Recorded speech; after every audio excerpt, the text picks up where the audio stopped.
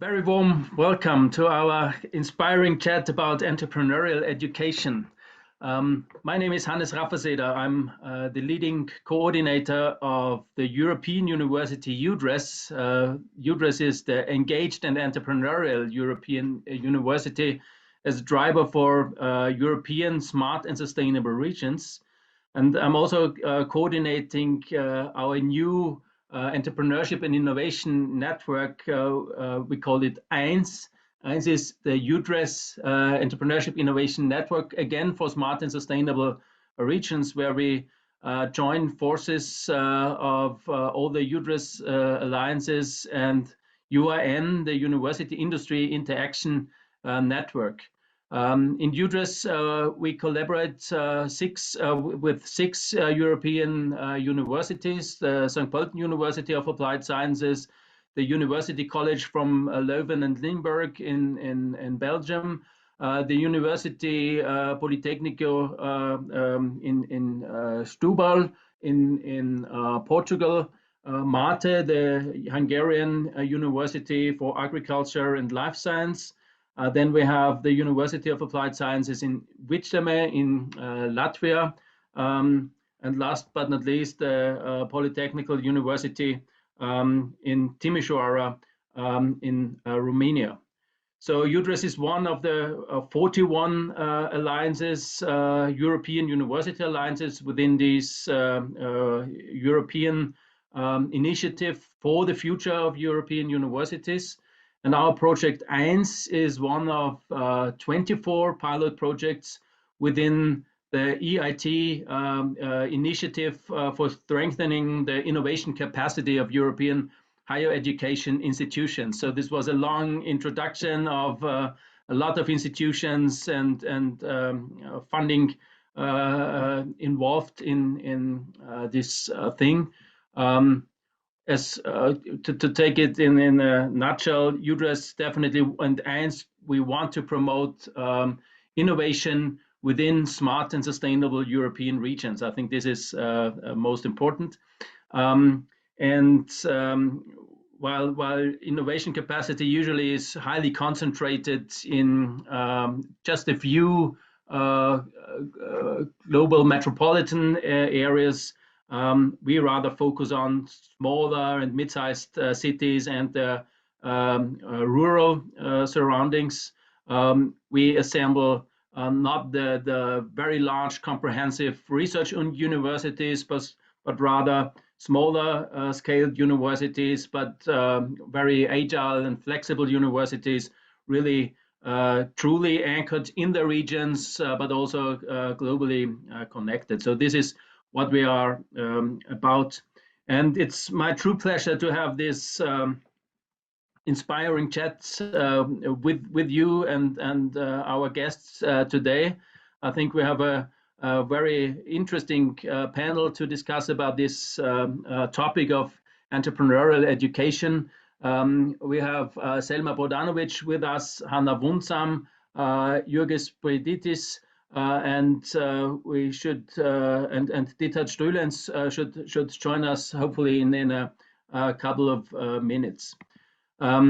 So once again, very warm welcome to all of you, and I would like to start our discussion with Selma Prodanovic. Selma Prodanovic is somehow the grand dame of at least the Austrian, but I think we can say the European innovation and startup ecosystem. Selma is, amongst many other things, the vice president of the European Business Angel Network, also the founder and the board member of the Austrian Angel Investors Association. Selma is a founder and board member of several startups and companies, just as Brainswork, 1 million startups.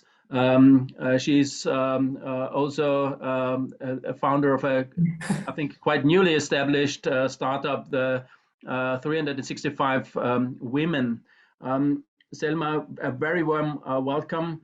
Thanks for joining us today. I just want to ask you, give us a little bit more insight about what you are doing and especially why are you doing all these things? Thank you very much, Hannes. It's a great pleasure to be here with you, and it's an honor. It's always great to be surrounded with educators and universities. You are at the hotspot of enabling the exchange and the leveraging and the spreading of education in terms of entrepreneurship. So I've been in the field for, I've been in developing startups and businesses for the last 30 years. But really in the startup ecosystem and business angel ecosystem for the last 15, 18 years. And I'm really, really passionate about entrepreneurship. I believe that entrepreneurs are the ones who are creating the solutions to the big issues, the big problems, the big challenges of our time. I believe that the entrepreneurial spirit is what we all ought to have. And it's not about starting and founding a company, but it's really about having this positive, solution-oriented mindset, which I think we will be talking about very much today. And my personal, I just want to use every opportunity I have where I can make an impact and really make a difference, make a change, and create a positive impact. And one of the fields, so I'm really involved in the startup ecosystem, on the other hand, with the business angels, the investors, but also in the education. And I've been supporting also the Fachhochschule St. Pölten in different occasions here. Also, I've been teaching for like almost 10 years, teaching the art of entrepreneurship at the Angewandte, the University of Applied Arts in a master's program, Arts and Economy, which I think is a beautiful combination of combining art and business. But also been on the board of IFTE, which is the Institute for Teaching Entrepreneurship, which has developed programs on how to teach entrepreneurship from earliest stage, primary school to university level, teaching students, but also teachers on to how to promote that. So. To make a long story and exciting life short, I love the startups ecosystem, business angel ecosystem, and working on the educational part as I believe in entrepreneurs. Thank you, Selma, for this first introduction of all these things, what you are doing. I will come back to you with some more detailed questions, but I would like to introduce first our other speakers. I'm delighted to welcome Hanna Wundsam. She's the managing director of Austrian startups, also co-founder of the startup rePhil, and many others. Hanna, we are good. It's good to have you here. Please also tell us a little bit more about what you are doing and especially why you are doing these things. Yeah, thank you very much also for the invitation. Very happy to be here. Maybe I go a little bit back when I started coming into this entrepreneurial topic.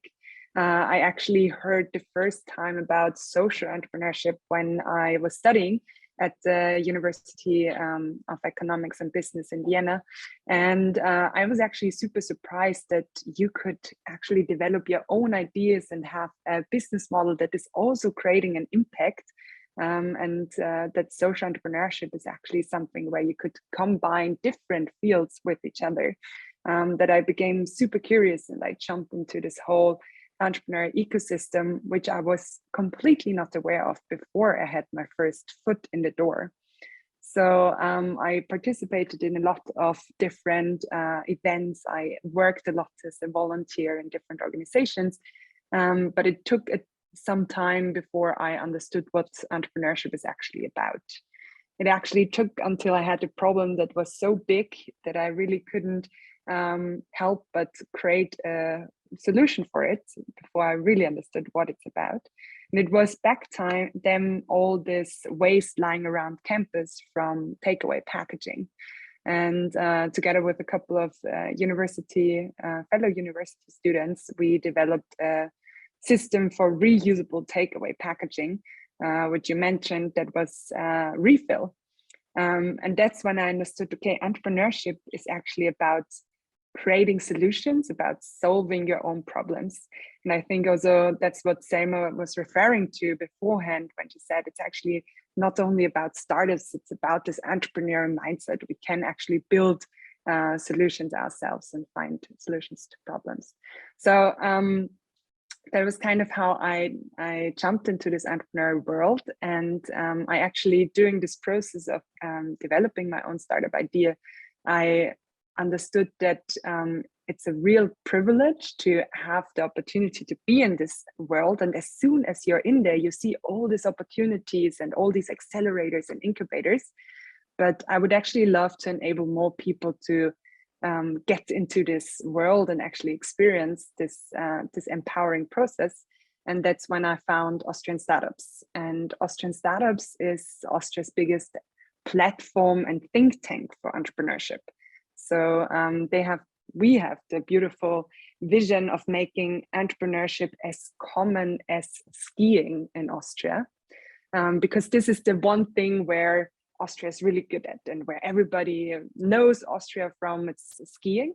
And it is because we, from a very early age onwards, actually start with getting on the slopes and we fall down and we stand up again and we fall down and we stand up. But at the age of 6 or 7, we already race down the slopes and nobody can stop us. And this is what we also want for entrepreneurship in Austria, that you can start early, that you can actually make mistakes, also fall down and stand up and learn to race on these entrepreneurial slopes. And yeah, we do this with different kind of activities. We have events, we have an entrepreneurial academy. It's the entrepreneurial leadership program.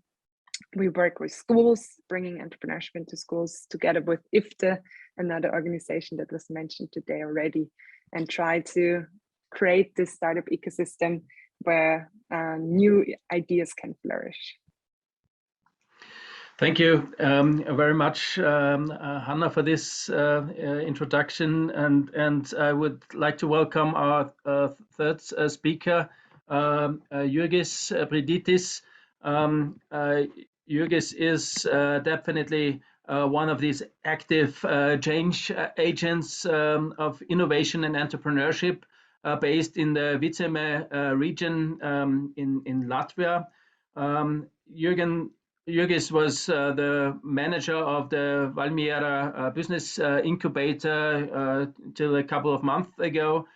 He now is working for another company as an IT product developer.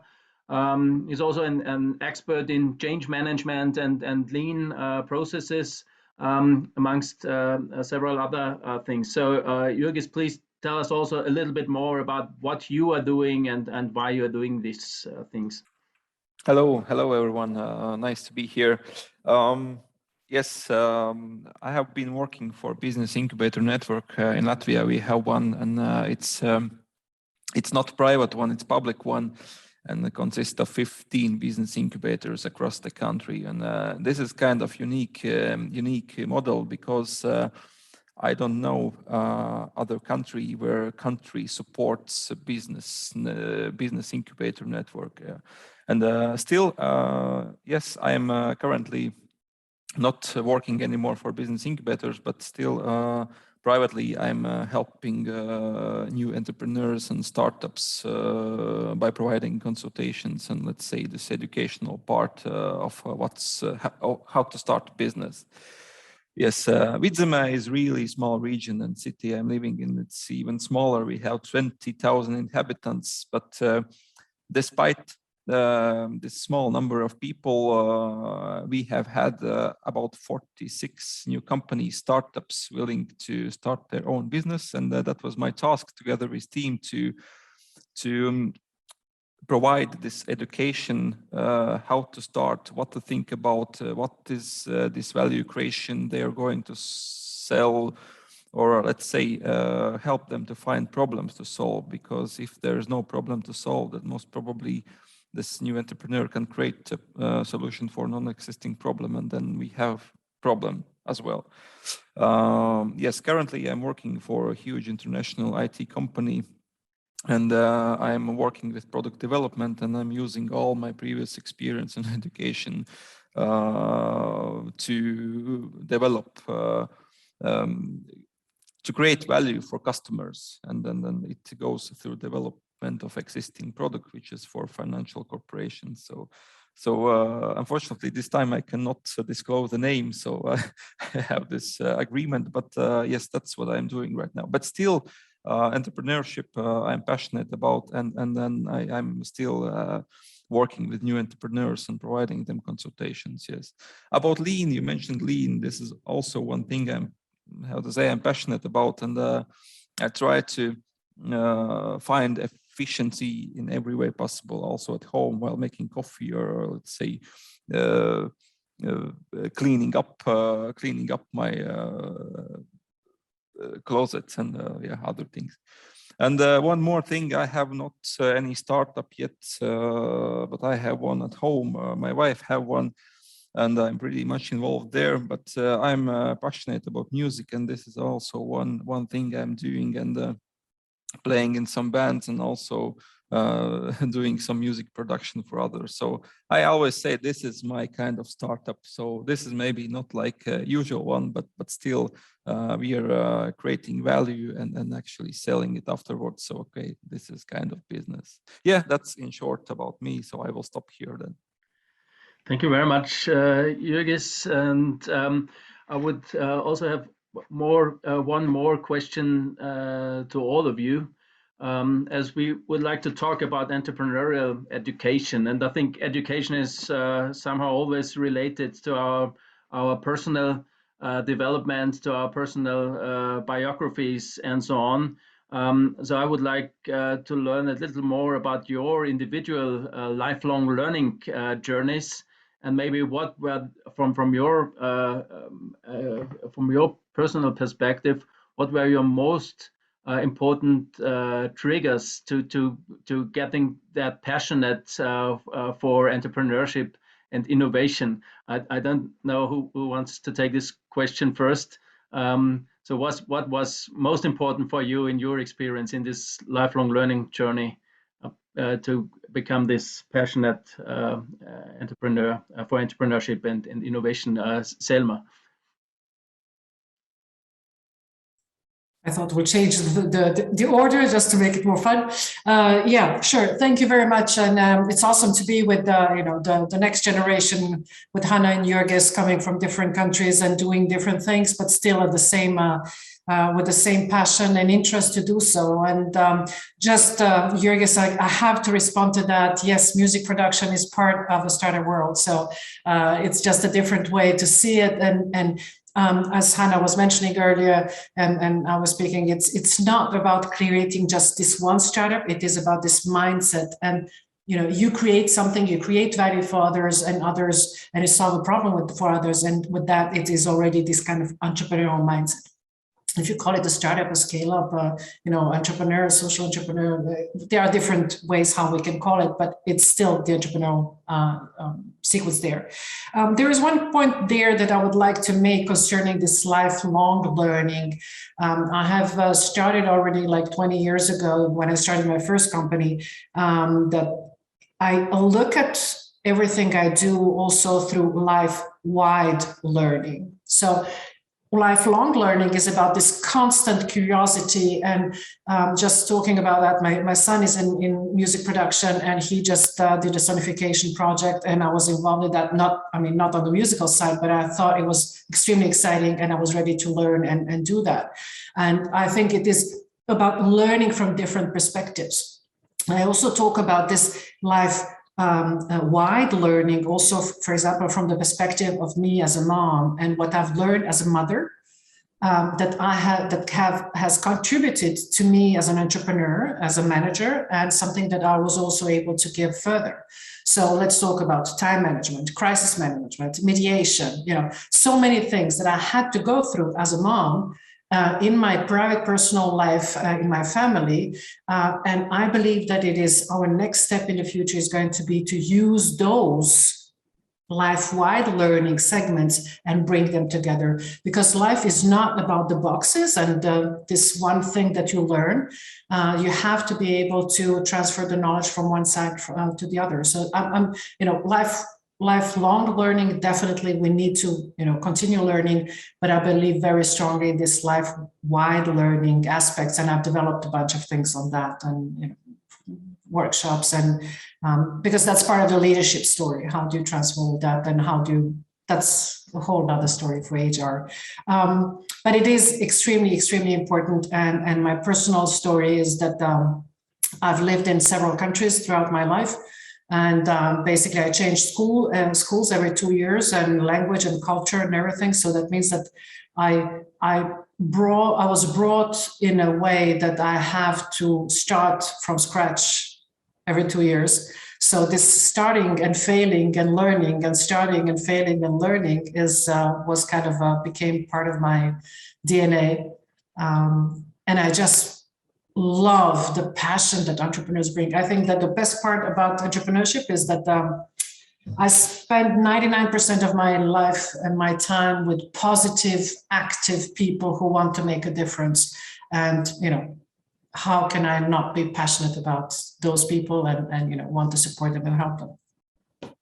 Thanks a lot. I think this is really great. And all this, I think also this positive attitude and really people who want to make this necessary changes. Hannah, you already mentioned in your first statement that it was somehow social entrepreneurship, and you found your own startup at this point, which of course was obviously important on your learning journey. Are there any other important things that you would like to mention? Yeah, I think what is impressive is that, like, until I came to university, I have never heard about entrepreneurship. In school, it was never a topic for me. Tech and startups always seemed to be something for like some guys in Silicon Valley developing the next Facebook. So therefore, it was really a coincidence that this friend took me to a pitch competition of social entrepreneurs, where I for the first time heard about this topic. So from that point onwards, I actually did a lot in order to get to know the scene. And I think one big learning was that, especially when you are studying, there are so many playgrounds that you can use and where you can just try things out in a really safe environment. So I worked with lots of students' organizations, for example, the Student Innovation Center at Boku, where I was the first business girl coming into a group of people who wanted to support social ideas and startup ideas. And I was able to try out so much because, well, it was a student-founded organization. There was no big money behind it, and I led workshops, and we did some ideation sessions, etc. And I just tried to get a lot out of these processes and learn on the go. And I think this is really something I could recommend everyone to just join one organization that kind of fills your sweet spot, be it maybe social entrepreneurship, or maybe it's something like ISIC, where it's more about the international collaborations, and get your hands dirty and try something out and develop something.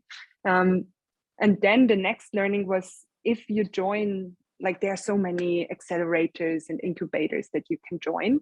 And if you join something and you actually have this opportunity to, in terms of a course or such an accelerator program, develop your idea, also make use of all the experts of the sessions that they provide, because I had so many colleagues that then just joined because they got the E³UDRES² or something like this, and they didn't really take it seriously.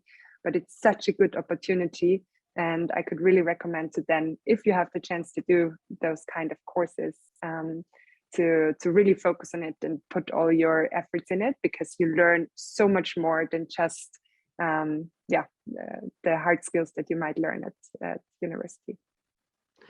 Okay, so you also already mentioned at least a little bit about universities. I will come back to this in quite a few minutes. Juergen, what are the most important things on your learning journey throughout your life? Yes, about business and entrepreneurship. when I started the incubator, I wanted to find out what it actually takes to start business, and then how fast they can grow and then become as the next Facebook or Google or other companies like these ones. And what I understood actually that it's harder than it looks like, and these challenges these startups face every day. It's not like it's always nice to have challenges, yes, but if main driver is to earn money in very fast and easy way, then startup is not the way how to make this money. And I have seen also many failed, and the reason for this was, yes, these maybe wrong expectations, if I can say so. And one more thing I would like to add from this learning and experience was that there is one like key for success, and then it maybe sounds very like easy, and it's like doing those startups or new entrepreneurs who just went. They were not analyzing maybe too much. They were just doing things they like to do, and all these impediments or obstacles, yes, they thought about them, but despite everything, they were just trying out, and then if failed, and yes, started from scratch, and then they were not afraid of getting hands dirty. I heard this expression from Hanna already. So yes, if you want to start and if you want to be successful, just start doing right now, and there's no perfect point of time or there were some excuse makers. Yes, I need to learn this stuff. I need to learn that stuff, and then I will be ready for my own business. And time went, and then they never returned, and it was kind of strange. But at some point, at the same point of time, there were entrepreneurs just doing things they like, and yeah, the key is just go out and try and see what happens, and they then take next decision, and yeah, that's it. Thank you, Juergen. And now we have one more panelist with us, and I want to introduce him. Is Diethard Strülens. Very warm welcome, Diethard. Thanks for joining us. And Diethard was trained as a professional musician, and it's funny that we already had some first discussions about music and maybe the role of music for entrepreneurship. By the way, I'm also, besides all my other professions, an active professional composer. So I'm also related to music. Welcome, Diethard. You're trained as a professional musician. You are the founder and CEO of E³UDRES², which you explained as more or less the ultimate platform for musicians. You're also an ambassador of bundling.com and many other things. Please give us, in a nutshell, an overview on what you are doing and why you are doing it. Yes, thank you so much for having me. There was a little confusion on the start time. I don't know where that happened. We'll find out. But thank you so much for having me today. Thank you for the introduction as well. So I'm Diethard Strülens. I'm 33 years old, and I'm a musician by origin, I always say, right? So my origin is as a musician. But I kind of took a different path if you compare what my life would be like then and now, there is quite a difference. I took the entrepreneurship path even before knowing I was doing entrepreneurship or I was doing an entrepreneurial project. Back in school when I was studying music back in Maastricht in the Netherlands, I started a first music company when I was still a student, and this was actually an idea that came to me where I saw a lot of my fellow students not doing the jobs they were supposed to do, right? So it's always classical where people say, hey, what do you do for real? And even as a student, people were working in restaurants and cafes and all kinds of unrelated professions. And I said, you know, how is this possible? How can we change that? And the first concert was for a law firm. We were invited to do a concert there during a reception, and this led to another one. And I actually saw that there was not just a possibility to make money, but to build a business on it. Fast forward, I got a lot of insights from being or running projects in the music industry specifically, and currently I'm running a company called E.I.N.S, which is based in Belgium, and we're actually building technology for the music sector, the music event sector, as we say, and we're really focused on helping people create musical experiences. And this can be anything. It can be music during a reception or a dinner party or a wedding, as everybody can relate to. It can be anything, a children's party. And we're really looking to facilitate both the musician or the music group or the supplier. In many cases, there are people building stages, doing sound, light, all of these different things. But first and foremost, we're there for the musicians and really shaping a different kind of ecosystem where the musician is fairly compensated, has everything that he or her is supposed to have in terms of rights. Also IP rights. We go really far in really protecting the artist. And then, of course, there is the customer or the audience member that we're trying to really facilitate in terms of reachability, imaginable projects. Many people don't even know what's possible and what great talent is out there, and really trying to bridge that gap.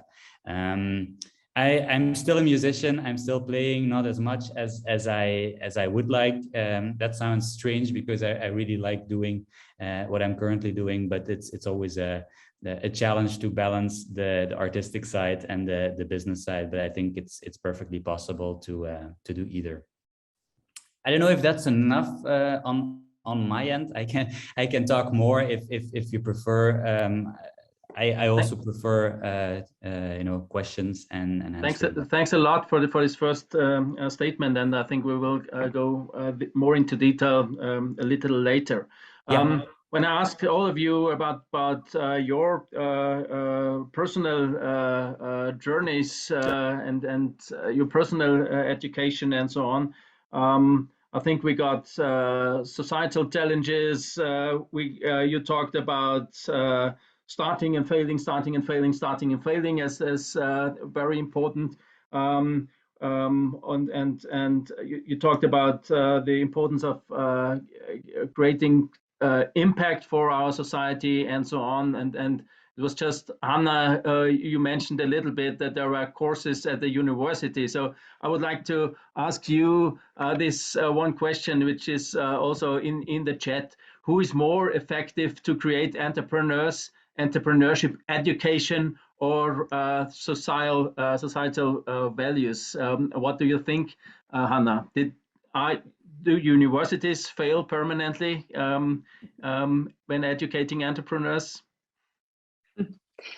I think the start of entrepreneurship is something that we already have in Austria. In Austria, we already have this. In German, you would say Raunzerkultur. So people can already very well detect problems.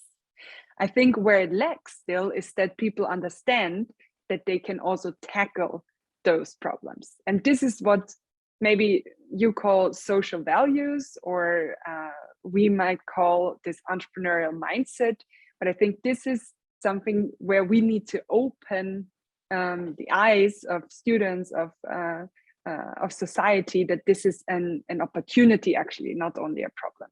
So therefore, I think that universities can play a big role in actually taking the students at hand, showing them that the problems that they might already have discovered are actually there to be solved by them.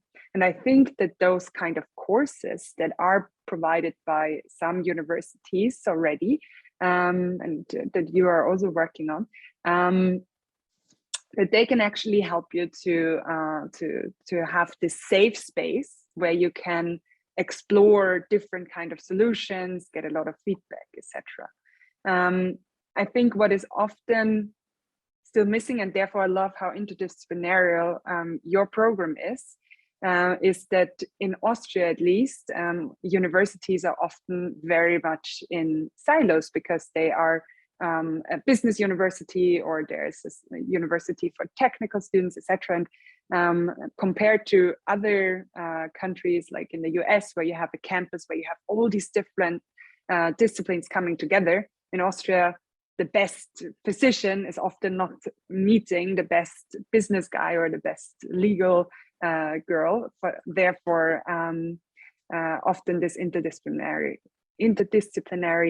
teams are very hard to form. So also with Austrian startups, what we are providing is an entrepreneurial leadership program, which is a one-year program with workshops and discussion evenings and projects that you work on, where we try to bring together like the top talent from all these different sectors. And actually it's open at the moment for applications as well. So if there's someone out there who's interested, happy to chat later on as well. Thanks, Hannah. Would pass the next question to Selma Prodanovic. From your perspective of a business angel, what are the most important skills and competences that you expect from startups you would like to support? It's wonderful. I think it was really important what just Hannah said. It is that this about changing this view. I must admit, I never thought about that of Austria being so good in defining problems and identifying problems, but that it is about the mindset of tackling those issues. And this is definitely something that we need to change. And because at the end of the day, when you invest as a business angel and what you look at, successful startups, you can see some of them never finished university. They, dropped out of university at some point and still made, the billions and in terms of money or impact or whatever you want to see it. It is always what you look first as an angel investor is about the team, the person, the personality. Do they have that kind of an entrepreneurial mindset? Do you believe that this person will really go after that problem long enough, consistent enough to really solve it? I personally like when for some reason it's related to their personal life. That means that that one of my favorite examples is these 4 guys all having diabetes and having an issue with their everyday life, who created an app to make it easier for themselves and to make it more fun and gamification. And then it turns out there are 350 million people who have the same problem. So that is, you solve something. The point is that person that tackles such a problem, they will stay on that issue until they solve it because they are personally somehow involved. And this is something we have spoken about earlier already. It is this, why do you want to solve that problem? And also, as Juergen said, if you're only running after money, there are better ways and easier ways to make money than create a really successful startup.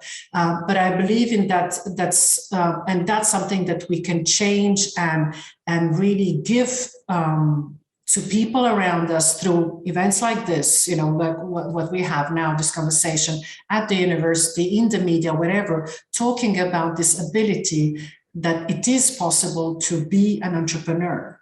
And I think that, depending on the countries, because you are a network of different universities coming together and institutions coming together for this project, it's really looking at how the society in these countries perceive entrepreneurship. But in general, in Europe, entrepreneurship is still not perceived as the career to have.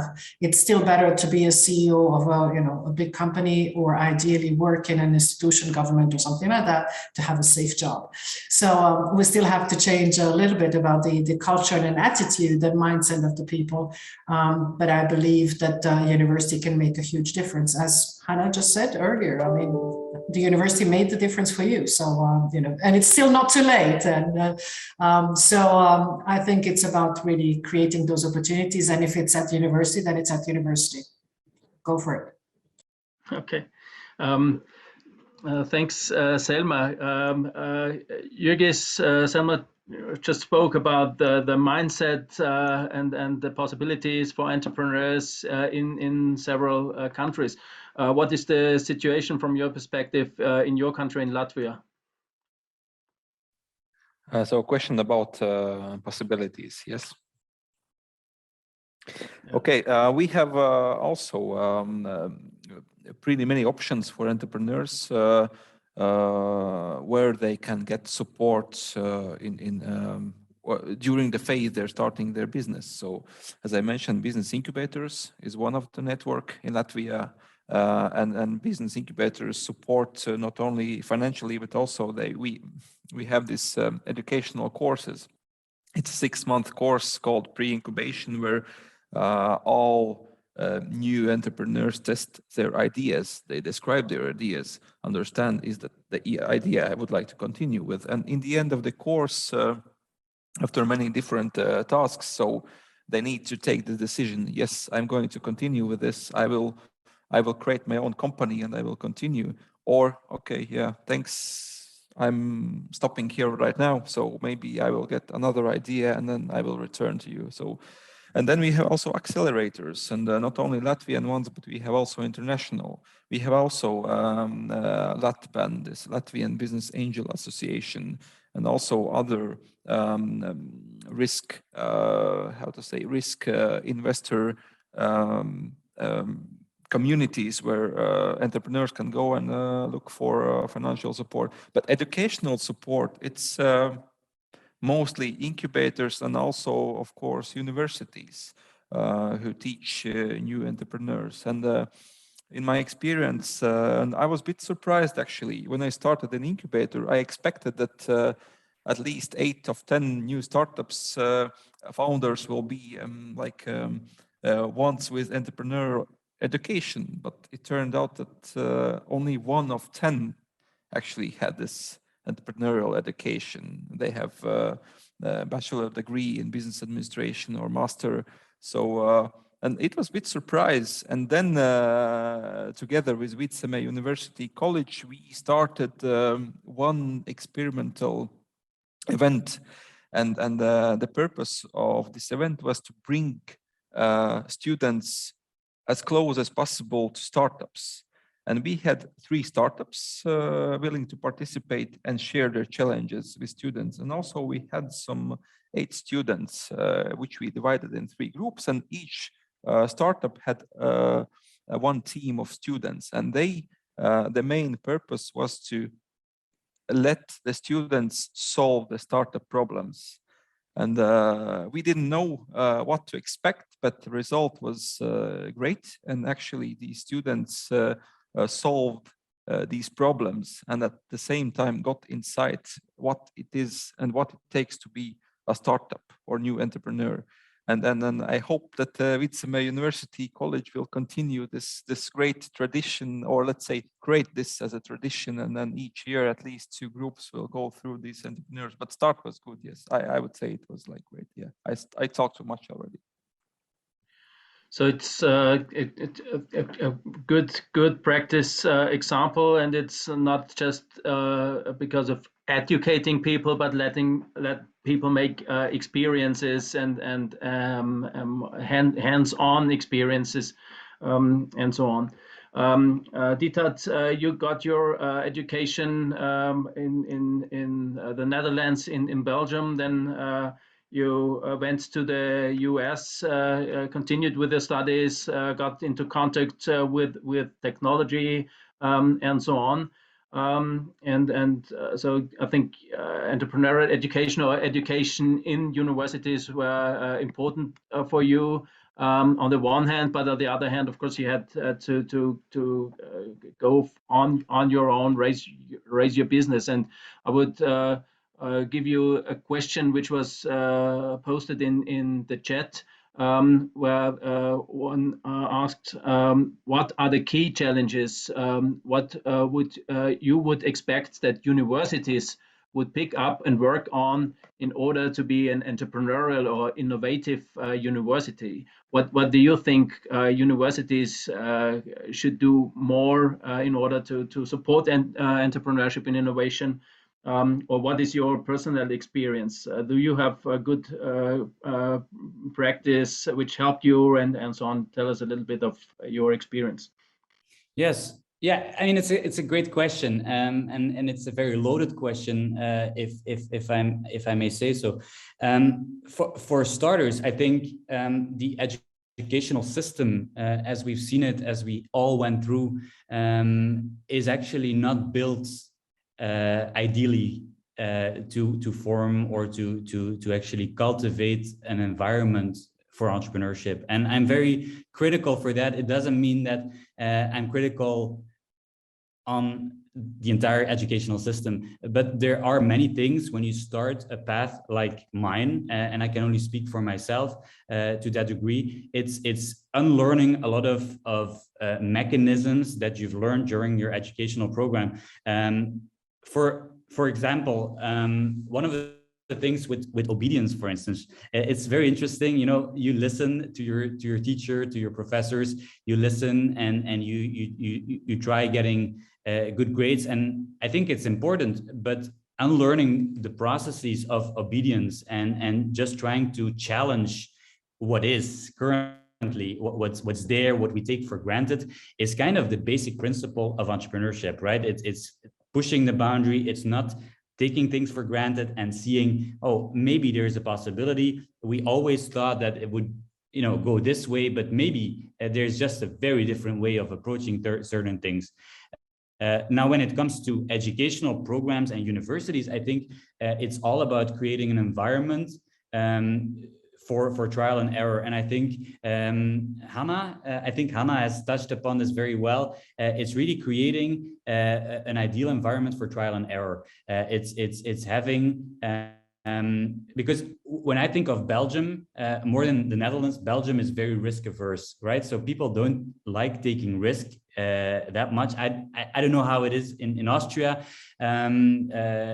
in that kind of detail, but people don't like taking risk in general. In Belgium, it's very hard to stick your neck out and have the possibility to fail. You know, we even have, I think we have multiple words to describe a loss of face, right? It's like, really going into a failure. It doesn't even have to be a failing company, but a failing project or failed attempt. And I think that's key to having a good environment for entrepreneurship. It's trial and error, and the best lessons are really in trying something out in the market or with customers or with fundraising. We've tried a lot of different things, and most of them didn't work, but we through that kind of experimental mindset, we found out what works and what doesn't work. And so you're asking your path, and I'll keep it as brief as possible. So I've been in the Belgian educational system and the Netherlands. I have to say, when I started my first company, there wasn't any environment to support that, right? It was actually opposite to the program, where they said this guy he's never there, he's skipping classes, you know, and it wasn't that bad, but you need to, if you're choosing to build a business, you always take sacrifices on certain things. And so I skipped a few classes, and then they really they called me into the office, the director's office, and they said, you know, what are you doing? You should actually attend all of your classes, while I was actually building the business. And it's strange, because 2 years into running the company, that same management came to me and said, hey, can we maybe integrate your company into our university, because it makes sense. The professors started asking, can we also get gigs through your platform? So it's kind of a transitional period where the obedience part is very important in education, unless it makes sense for the business to exist, and then the table turns and people say, hey, that's actually interesting, we're glad that you built that. In the US, it's very different. You've probably heard stories about this, but we had an incubator at the university, at Syracuse University, where one of the electives was entrepreneurship and just building your business and meeting people and taking different kinds of meetings in New York with potential investors. And this was actually part of the curriculum because they work with electives. So my master's degree was very different as opposed to my bachelor degrees that I did in the Netherlands. It's a very different approach, and I'm happy that I was able to take on all of these different insights along the way. So it obviously has to quite a lot with the culture. You talked about the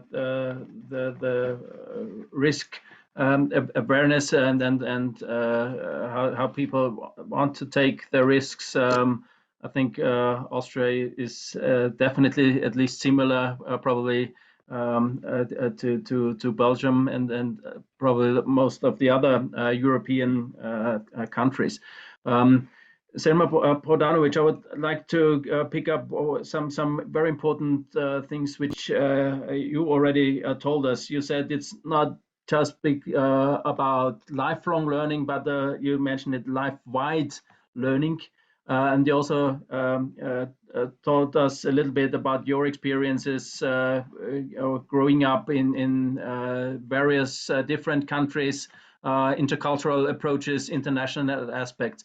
Can you tell us a little bit more about these things and about this life-wide learning, about this leaving boxes and so on, and the importance for entrepreneurship and innovation?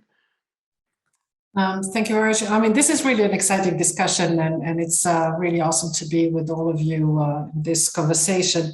I would like to just go back a little bit about this question in terms of universities. I believe that in answering that question, we shouldn't be looking also only on how universities can enable students to learn, which is obviously important, and this is the discussion, but I believe that universities have to make that step themselves.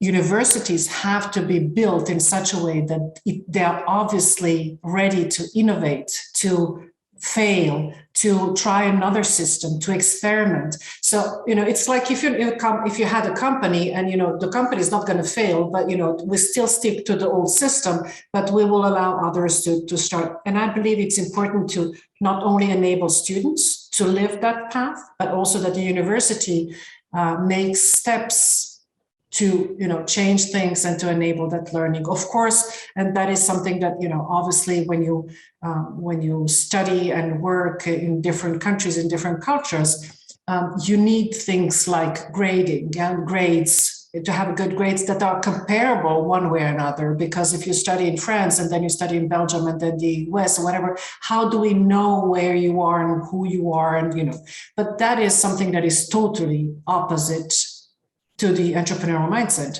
because that means that you have a standard that you need to check the box and say, your work is worth so much, and that's the grade you should have. And these are things that are very difficult to find a way. How do you build a structure and a system that is comparable across the world one way or another?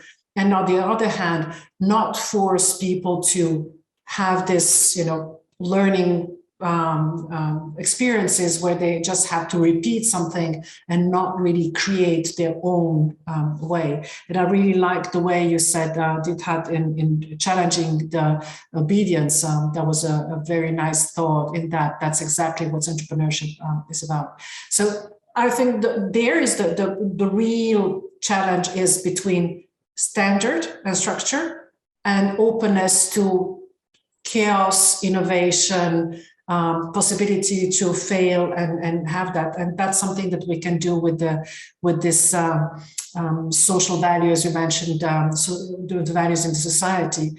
And I like to think, and that's where the universities in general can make a huge difference, is that we know that what you see, you can be.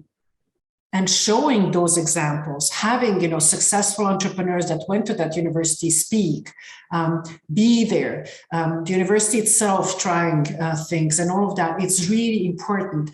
The same way Hannah said at the very beginning, she never heard of startups and entrepreneurship before university. If at university people will speak about that, then that will grow into the society also, and showing those examples, putting into the media today, in the social media, we have to reach people at the earlier age already.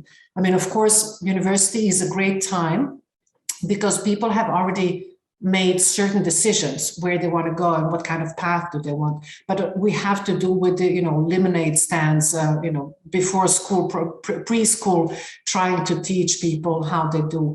One of the most beautiful examples that I had across the different learning and teaching systems is that usually, if you're in most European countries, when you learn math at the very beginning, then it says, you have 5 apples and you give 2 to somebody, and how many apples do you have left? And the other option would be, you have 5 companies and you sell 2, and how many companies do you have left? That changes and flips the whole idea of giving, creating, investing, and all that. So there's a lot of things that we can still do to change the mindset that will enable people to question and to be able to do that. But I do believe universities are extremely important. I'm not saying people should not go to university. So, but there is a huge role you can play, and that's something I love doing. Also, as I said, I was even teaching at high school level in a tourism school, and I've been teaching at different universities as a guest lecturer or part of being a lecturer there.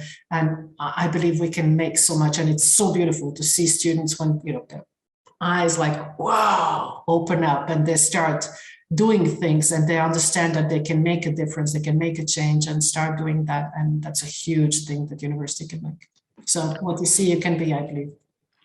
What you see, you can be, and I really like what you said about universities have to go through this process, and we need this life-wide learning for universities. And there was a conference or a forum on universities for the future of Europe last week. It was a quite high-level conference within the France presidency of the European Union, and I had the honor to take part on a panel together with the vice rector of the University of Barcelona, and he said in this discussion that degrees are history, and that we need much more flexible approaches and not these long-term degrees and study programs. Do you think that this approach could help somehow? Selma, once again. Yeah. Well, I mean, we still need a comparable system. I mean, I'm the first one who went through different, schools and systems. And every time when I changed schools, so I went to a French school, to an American university, to Austrian university, to Boston, and every time when I came there, they said, whatever you've learned there, that's useless, and you're going to start from scratch. So that's terrible. I mean, every 2 years, somebody told me that everything I learned till then was useless. And this is because there was no comparable system that came with this bachelor's and master's and Bologna and all of that. So I do believe that we need some kind of a structure and system, but not the grading. Me as a professor and lecturer, this is the part that I hate most is, I spend a semester teaching my students to think, and to think out of the box, and then I have to ask them questions where they will tick a multiple choice or something that I hate that, and I hate having to correct that and to give them a grade and tell them based on your grade you're good or you're bad, which is absolutely makes no sense to me. So I totally disagree with grading the notes. But I do believe that we need some kind of a comparable way. I don't know, we haven't found it that. Somebody needs to innovate there. And that's where universities, and especially networks like yours right now, can work on thinking, on exploring, on innovating and be ready to fail, but to try make pilot projects somewhere to see if we can develop something else to get there. Because yes, I totally agree. The way the degrees are and the way the grading is I don't like teaching for that, and I don't like seeing my children go through university because of that. So and I still believe university is extremely important. So there is this mixture of things that are happening there, but I believe we need to innovate, and we haven't found the right solution, but we need to change definitely as soon as possible. We're going to be eaten up by young generations who will not go to university anymore because it's just doesn't fit the new world. So this kind of innovation you are talking about, we at least try at our European University E.I.N.S, and especially within our E.I.N.S Entrepreneurship and Innovation Network for Smart and Sustainable Regions. As I mentioned, it is supported by the European Institute of Entrepreneurship and Innovation and Technology, the EIT. Within the new initiative to strengthen the innovation capacity of higher education institutions. So there are a lot of things already there. There is, I think it is somehow a playground to further develop these things on the one hand. On the other hand, I can also tell you that we, even after the first 6 months, we have to prove that we contribute to the EIT KPIs and so on.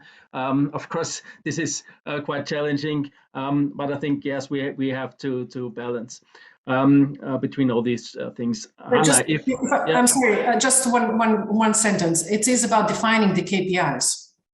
So what you can do, maybe it's possible, although the project is already ongoing, but it is about adapting the KPIs to innovation. That's the key. If you stick to the old KPIs, I mean, you can never change. So it's inventing also being created there.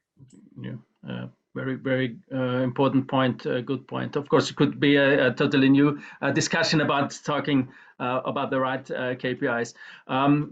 So Hanna, maybe you could answer this question, what are the right KPIs, or what would you and your colleagues at Austrian Startup do if you, for instance, could take over university for a week or a month or a year? What are the most important things to be changed from your opinion? Yeah. That's a super interesting question that we also asked ourselves when we developed the Entrepreneurial Leadership Program. What are the things that you don't learn in school or in university, but that are vital if you want to become an entrepreneurial leader? And in the end, there were, I think in general, we have like 12 workshops and a lot of different courses. But what we really discovered is there's one thing that is not really covered yet, which is really this personal focus on personal development. And we developed courses in the direction of how to communicate with clarity, how to lead and develop a team, how to think independently, and how to make decisions. So those might sound like very soft skills, but they are vital if you at any point want to lead a team successfully. And how we build up our workshops is not that there's like a lecture for 1 hour and then it's over, but we always have it in a very interdisciplinary and active kind of way. So there's always 20 minutes input, then we have an exercise where you directly actually apply the learnings. And afterwards, they also work on own projects where they again can implement what they have learned. And I think this is also the direction where we need to go with entrepreneurial education, that it's hands-on, that things that you learn can be directly applied in your own settings. And I know often this is not possible because also at some point universities are there to actually expand your horizon and think and actually work on an academic level. But I think that what is really sticking with people is often the things that they feel like, okay, they can really apply it. And I think that this focus on personal development and also this focus on giving people a community where they can have a place to reflect about their learnings and therefore really internalize them is also something that we at least discovered with the Entrepreneurial Leadership Program to be vital. maybe one more thing that I would also implement. We have this initiative at schools now, the Youth Entrepreneurship Week, where the goal is that every pupil in Austria at some point has the opportunity to go through this 1 week where they develop their own ideas based on a problem that they discover in their environment, and then they learn to test the idea and build a prototype and pitch in the end. And I think that no matter if you want to found a startup in the end, or if you want to do a job at whatever organization in the public space, learning how to actually develop, test, and build your own idea will always help you within your journey. Therefore, I would definitely implement this at every university, just as 1 week that everyone has to go through. Thanks a lot, and I hope we can do this pretty soon within our universities, our university network at E.I.N.S. Diethard, if you had a carte blanche and to give a course at university about entrepreneurship and innovation, or to innovate the whole institution and so on, what would you suggest? What would you do? Yeah, it's a great question once again. I don't have that ambition yet, maybe. I don't have enough frustrations yet on that in that topic. But I would like to make a hunch. I think Hannah has touched upon it already. I don't call them soft skills. I call them human skills, right? It's human skills that we need. It's human skills that make a difference between a successful person in entrepreneurship or any other industry leading position. It's also heavily dependable on, and I think we've heard it with Selma speaking about it a little bit. A lot of mechanisms in educational systems are currently linear, and it has to do with the Industrial Revolution. It's really getting grades. It's getting to that next step. It's that corporate ladder. It's like one step up, and I think the linear is opposed to the exponential. It's heavily contradicted, because if you're in a linear process and you say just that one step more, no, it's I have one now. Tomorrow I'll have two, whatever it is. It can be impact, it can be helping people, it can be connections. Next step is not 3, but it's 4. And the next step after that, it's 8. If you make those calculations, it's how the financial systems are built. And I think Selma can speak to that as well. It's the 10x that we're talking about. And maybe it's a too startup-y kind of way of thinking about it. But it's everything needs to be exponential. It's your effort, and I think again, Selma has touched upon it.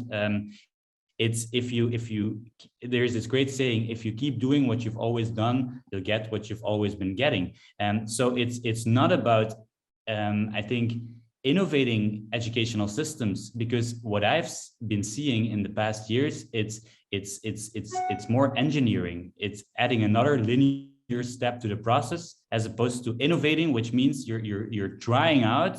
It's a very entrepreneurial thing as a university to say, we'll just try it very differently now. We'll just scratch this. Maybe that's great with a 1 week entrepreneurship, right? It's like today we're going to forget everything that we've been doing, and we'll just do it differently. We'll measure it, because if we don't measure it, we don't know if it's better and how much it would be better, or if it's worse.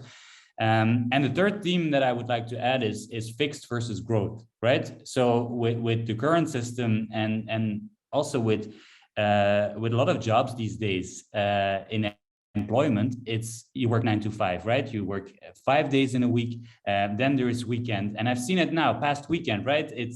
There's sale, and everybody goes to the shops on Saturday or Sunday if the shops are at all open.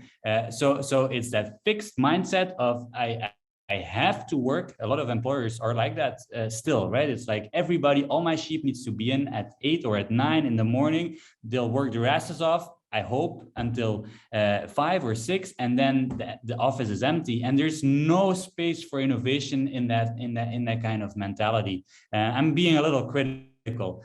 Opposed to that is growth, right? I just decide whenever I work, I do deep work in the morning. For me personally, right? Deep work in the morning. Then I have my meetings, I have my email, I can just do anything, but I want to be efficient when I'm working. I want to be very efficient in what I do. And I also want to be very efficient when I take time off, when I'm relaxing. And that it's a growth thing. It's challenging your habits. It's a sugarless month. It's drinking more water. It's all of these things. And I just miss them in the regular linear approach. I'm just going to shut up now, but if there's any questions, feel free to tackle me on it. Thanks a lot, and thanks for being critical. And then I also like to be self-reflected and self-critical to universities, especially as I'm a manager of universities. And if we come to management structures, governance structures of universities, we have to be honest and say these belong to 100 years ago. I think there was no big change since Alexander von Humboldt with the unity of research and education, which is, I think, still great and important, and we need academic freedom and all these things, there's no doubt, but how universities are managed right now is not really, it's not belonging to our times probably. So we definitely need this innovation on the one hand. On the other hand, I think there are some already good and even best practices concerning the interrelation of education, innovation, startups, public initiatives, and so on. And before we sum up our discussion, I want ask Juergen once again about your experience and your success factors. You already told us about some good practices which you did with a business incubator and Wundsam University of Applied Sciences within your regions. What are the most important things for success in these circumstances, in these frameworks? I like this question before regarding universities and what universities can do regarding teaching new entrepreneurs, and then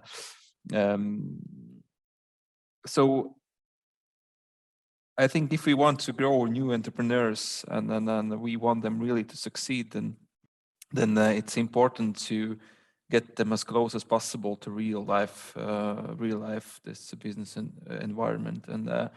And then I don't know why it's not happening, but for example, entrepreneurial programs in universities. So why we are not replacing bachelor paper writing with, let's say, startup creation? So as a student, you can get the chance to create a startup at very first year, and then during all the years at the university, you can just develop, and then in the end, if everything is very nice and successful, so actually the student finished university with his or her own startup and continue this journey. Yes, but instead, maybe this is happening already at your end, but here still there's bachelor paper theory, some kind of research, and then after graduating, so you're then thinking, okay, so who I would like to be? So am I going to find a job or create a company? Okay, that's great that we have options where to go, where to get this information about information and support during this startup phase. But it would be really nice if in universities you would be able, and not in parallel. So I believe that there are university incubators where you can go after your studies and create a company. But I remember myself, so during the day, many courses, many jobs to be done, and then in parallel I need to create a startup. But if I had a chance to replace my bachelor paper with startup creation, maybe that could be a great option actually. So I don't know from formal perspective how it goes together with all these regulations and rules, but at the same time, all the rules are created by humans. So why human cannot change the future? So yeah. I think it's quite a good suggestion, a very concrete one, and I think it's also linked to what Selma said a couple of minutes ago, that grading is probably the worst within education, and so let people don't write papers or exams or something, but let them do the things. Creating a startup, for instance. So I like the idea. Of course, we are all some old-fashioned systems, so it's not easily to be done. But at least we can give it a try, and we will see how far we come. I would like to sum up a little bit. I for at least personally learned quite a lot today. So I think it's better to speak about human skills and not about soft skills. It's better to speak about life-wide learning and not lifelong learning. It's quite obvious that we really need these environments for trial and error, for self-reflection, for starting and failing, and of course learning in between.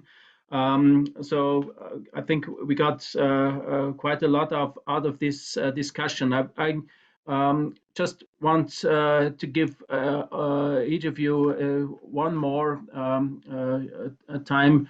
Just give us your personal view on what we discussed today, your personal summary. And if you like, of course, you can also add one little last sentence to what you think is important in this broad field of entrepreneurial education. And I think I would like to do it now the other way around. I want to start with Diethard. What is your summary of today's discussion?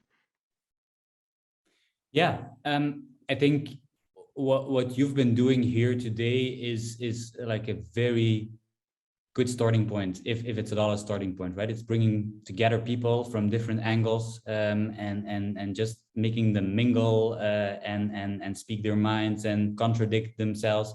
I think it's a great great initiative to do that, and I think I would encourage everybody in educational systems to do that.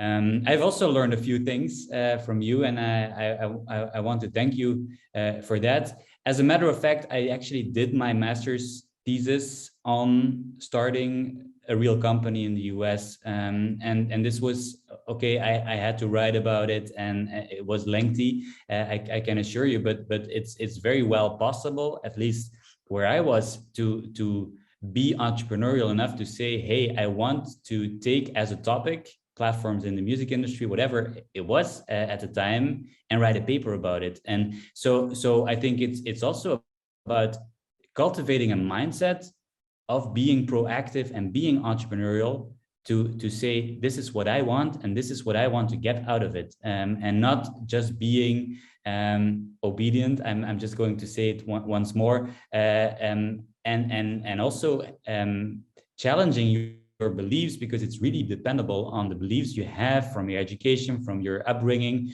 from your culture, to just do what you feel is right. And I think the biggest takeaway from today, what I got is Selma, and I don't know it literally, but I heard it as, if you can imagine it, you can do it.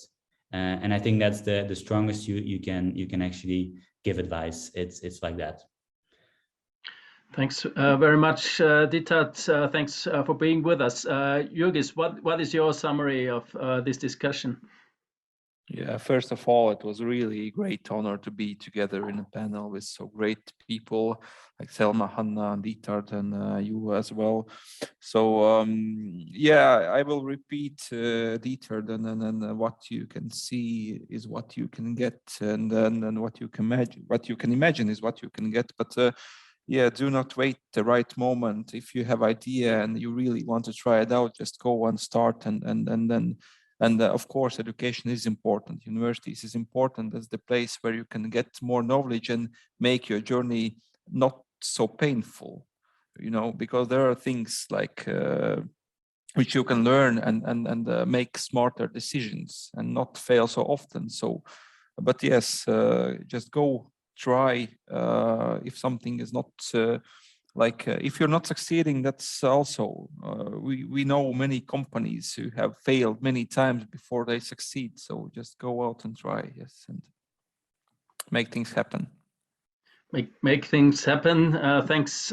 Thank you very much. And once again, thanks for joining. Hanna Wundsam, what is your summary of today?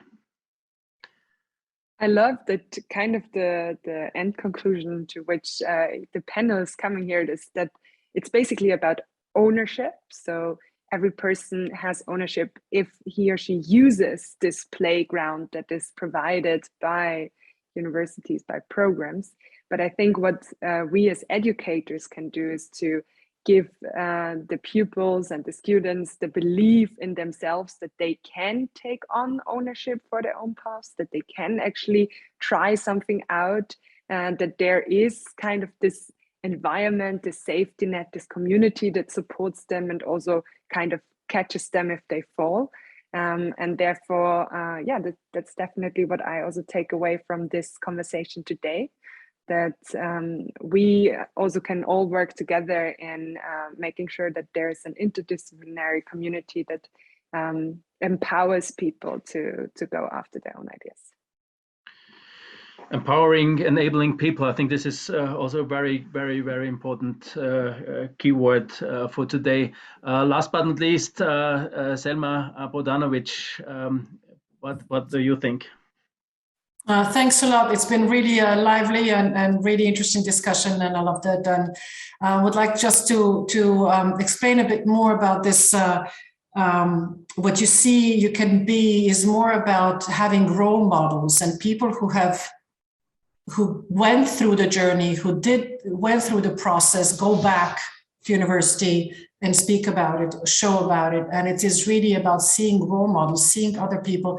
We know that in another scale is it, if you, as a woman, you've never seen there's a woman in a, CEO level or a supervisory board level, then the chances that you will want to go there are zero or very low. So we need these role models. And that's what I mean when I say, what you see, you can be. We need to show and place them visible so that they can talk about the experience, they can talk about their failure, the journey that they went through, and because of course not everything was good. I love the idea, definitely, Juergen, about the instead of a master or bachelor thesis that you have that, then that you said that you did that. But I would like to just make sure that we understand not everybody is ready to be an entrepreneur, and not everybody needs to be an entrepreneur, and not everybody needs to start a company. When we talk about entrepreneurship, we talk about the entrepreneurial mindset, which is a positive, solution-oriented attitude.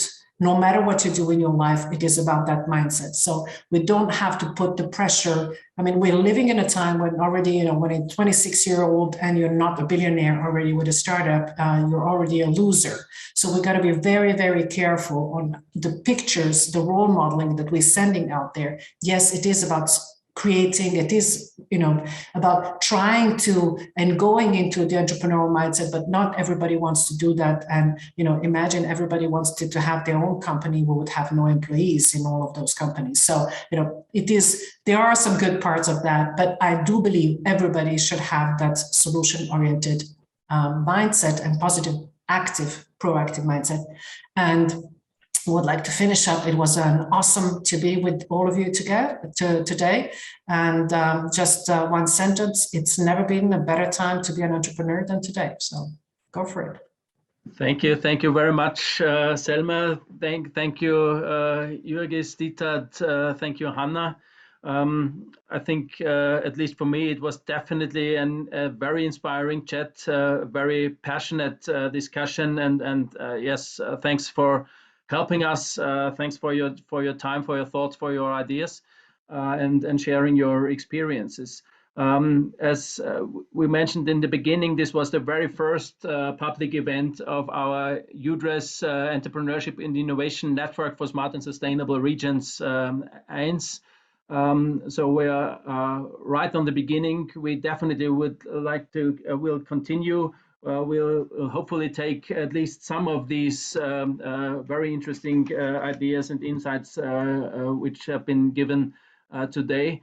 We will work on it. Of course, we will try to keep in touch with you, the panelists, and also all the colleagues out there who listened to us today.